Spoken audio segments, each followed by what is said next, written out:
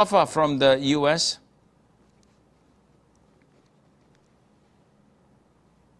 Safa. Assalamu alaikum. Wa alaikum assalam wa rahmatullahi wa barakatuh. Yes, what can I do for you, Safa? I wanted to ask if somebody within their ignorance or their past had wronged others verbally, but they changed and they now know it's a major sin that they've done and they regret it, and they've mended with many people and made a lot of repentance, but some are left as they assumingly aren't the most forgiving or might cause problems, but it might be good as well to tell, and some ignored it.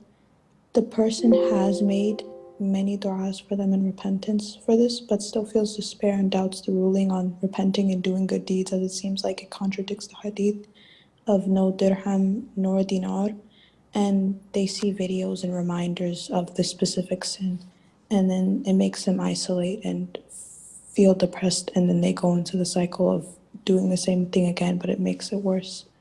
Is Tawbah really it? And is doing that specific fatwa you gave and many other scholars gave really it? And is there any evidence for it? Because they're doubting it. So on what basis are they doubting it? And in what account a person comes and just walk out of thin air and say, is that it? On what ground are you challenging it?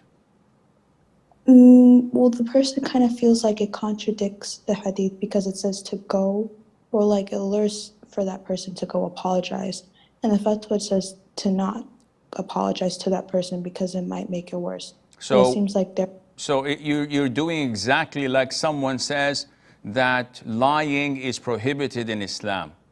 And if a murderer knocks on my door, barging in, asking about a specific individual who's hiding under the bed or in a closet, scared for his life, and he's asking, is this individual in the house? And you say, well, I can't lie.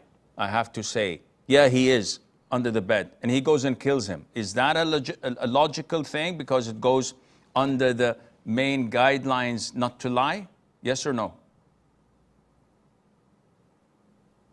No, it's not a logical thing. Okay. Likewise, this assumption that individual has that we have to go and tell people about the things that we've wronged them, and this is so that we would not face the problem of dirham and dinar on the day of judgment, and that they will take from our good deeds and they'll throw their bad deeds on us, and then we'll be thrown in hellfire, is not applicable in every single case, because this is general.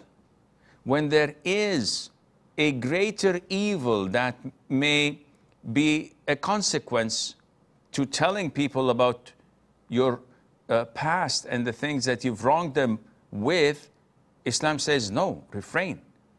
If telling people that, listen, a couple of years ago, I stole from your store money. I stole $10.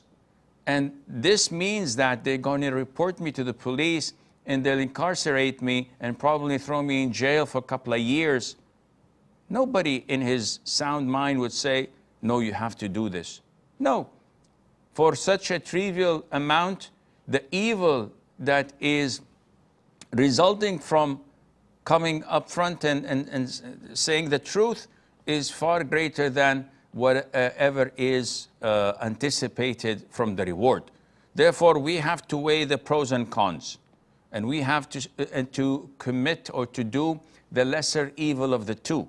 If I know that this individual, if I tell him about the things I said about him or the wrong things I did about him in the past, he would come and torture me, or it would cause a greater fitnah, or maybe severing kinship, or maybe causing me to go into jail, or causing a great deal of trouble to others. No, Islam tells you, you don't have to do this, and Allah knows best.